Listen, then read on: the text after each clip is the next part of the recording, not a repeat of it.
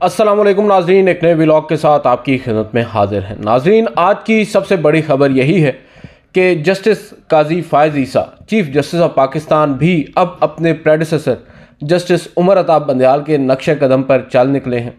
आज उन्होंने भी पहला हम ख्याल बेंच तश्कील दे दिया है। एक बड़ा इल्ज़ाम जो माजी में जस्टिस उमर अताब बंदयाल पर लगाया जाता था कि वो अपने हम ख्याल, अपने लाइक माइंडेड जजेस पर मुश्तमिल बेंचेस तश्कील देते हैं और उसके बाद फैसले करते हैं अक्सरियत के साथ या मुतफ़िका तौर पर। अब की बार जस्टिस काजी फ़ायज़ ईसा की जानिब से एक ऐसा बेंच बनाया गया है जिस पर बहुत से लोग ये कह रहे हैं कि ये उनका हम ख्याल बेंच है। मुकदमा बड़ा अहम है और मुकदमा इस वजह से भी अहम है कि माजी में जस्टिस उमर अताब बंदयाल की सरबराही में 3 रुकनी खसूसी बेंच ने इस मुकदमे पर अपना फ़ैसला 2-1 की अक्सरियत से सुनाया था।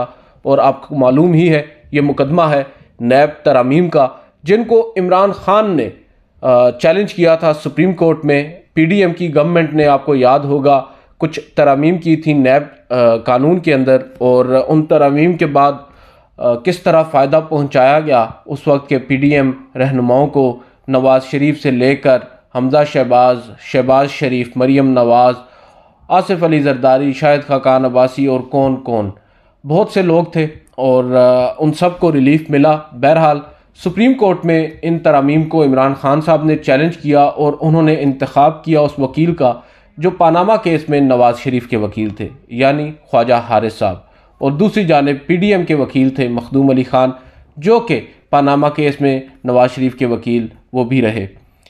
तवील समातें हुई, तकरीबन 55 समातों के बाद बिल आखिर justice Umar Ata Bandial, justice Ijazul Ahsan, justice Mansoor Ali Shah की सरबराही पर मुश्तमिल 3 रुकनी बेंच ने 2-1 से फैसला सुना दिया। जस्टिस उमर अताब बंदयाल और जस्टिस इजाज़ुल हसन ने तरामीम को कलअदम करार दे दिया, जबकि जस्टिस मंसूर अली शाह ने उस पर अपना जो ओपिनियन है वो डाइसेंट में दिया और कहा कि ये पार्लिमान का इख्तियार है इन तरामीम को करने का। ताहम उनकी जानिब से डिटेल रीजनिंग ताहाल जारी नहीं की गई।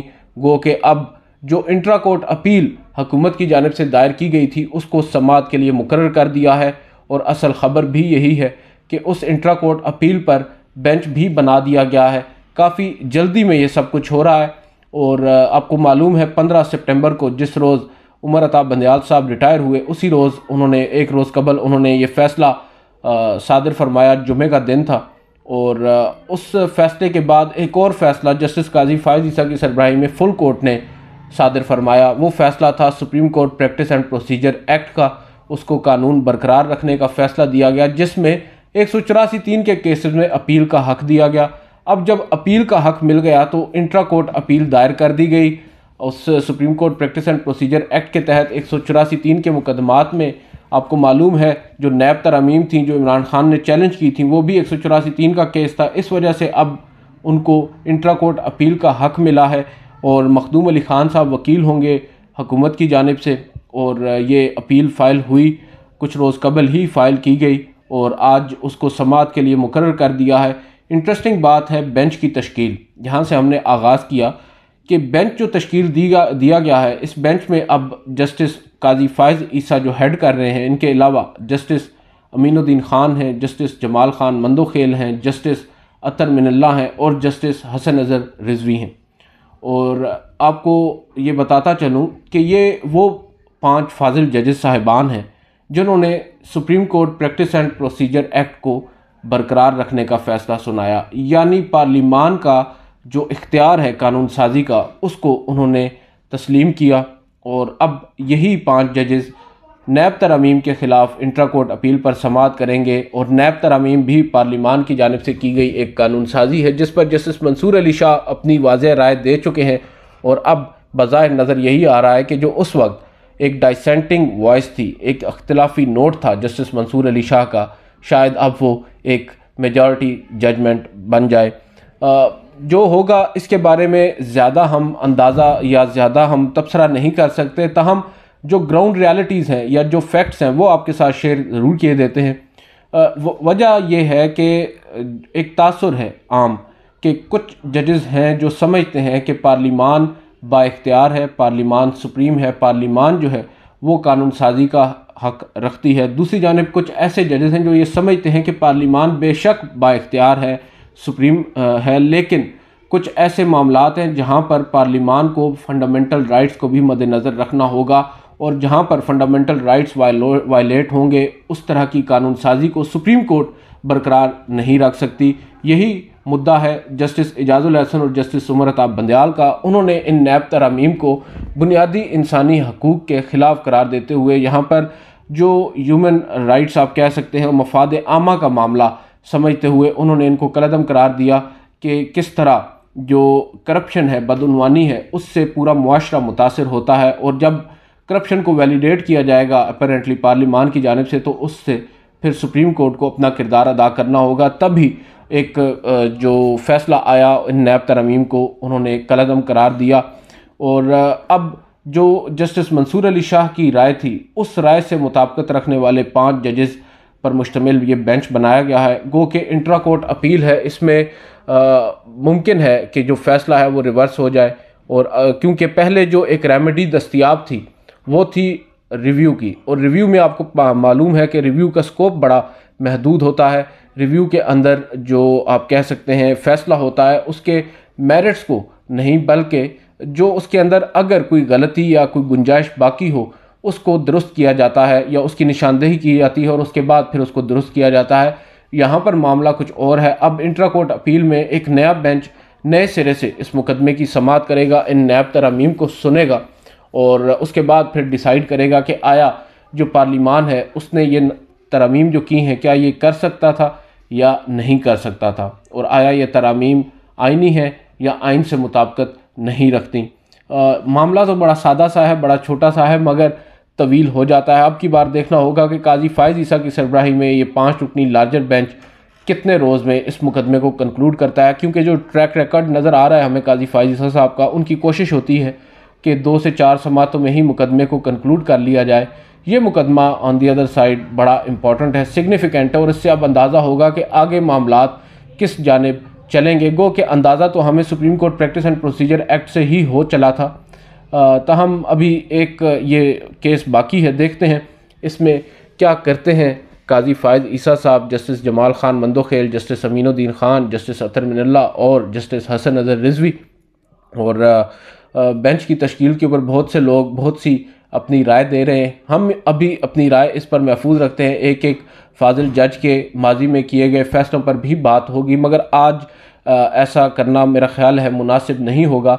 हमें इंतज़ार करना होगा। मंगल का दिन रखा गया है, मंगल के दिन को समाअत के लिए मुकर्रर किया गया है इस मुकदमे को, और अब काजी फायज़ ईसा की सरबराही में जो 5 रुकनी लार्जर बेंच है ये समाअत करने वाला है।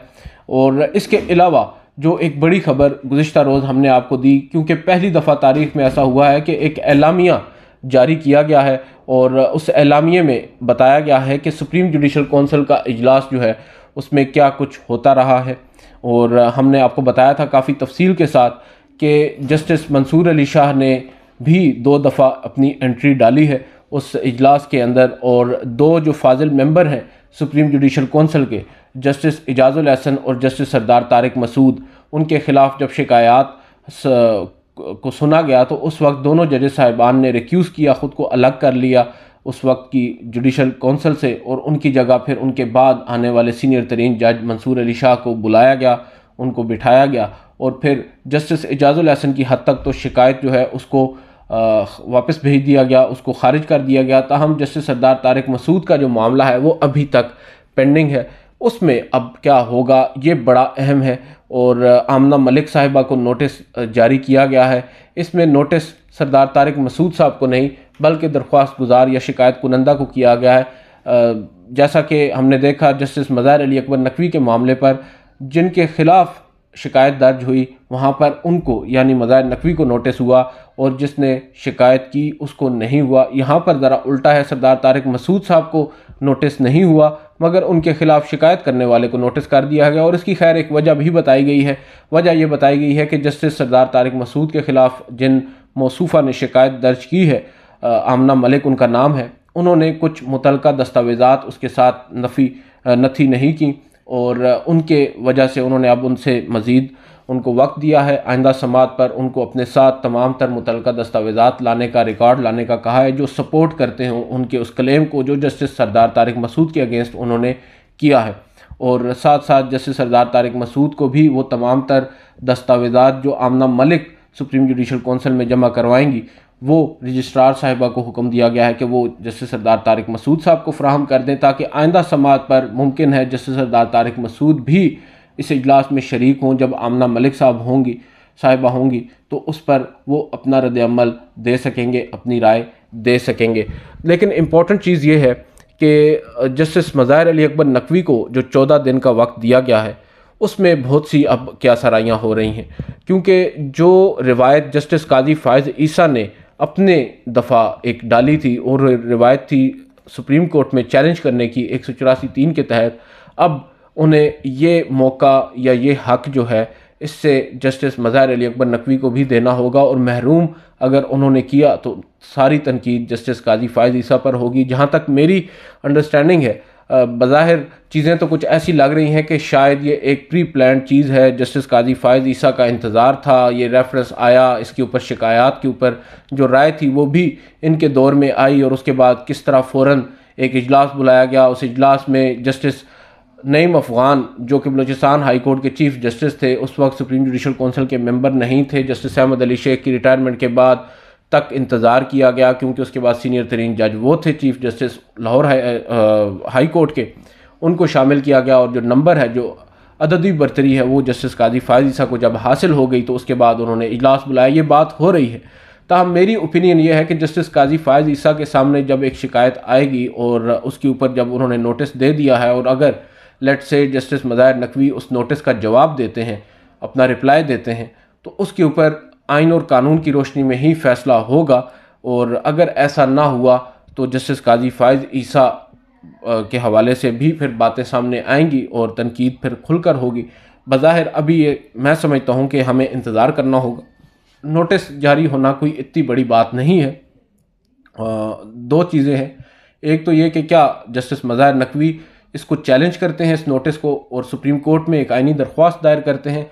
दूसरा, अगर वो रिप्लाई अपना फ़ाइल करते हैं और चैलेंज नहीं करते तो उसके बाद फिर काजी फ़ाइज़ ईसा साहब इन प्रोसीडिंग्स को कैसे आगे लेकर चलते हैं, ये बड़ा इम्पोर्टेंट है। और जो राइट है डिफेंड करने का जस्टिस मज़ाहिर अली अकबर नकवी का, उनको पूरा मौका अगर मिलता है। और दूसरी बात यह है कि जस्टिस मज़ाहिर नकवी जो माजी में बातें कह चुके हैं, जो एक ख़त के अंदर उन्होंने बातें कही थी जस्टिस सरदार तारिक मसूद से मुतालिक, मुझे तो ये लग रहा है कि ये मामला ओपन कोर्ट में आएगा और उसमें मज़ीद खुलकर बातें होंगी।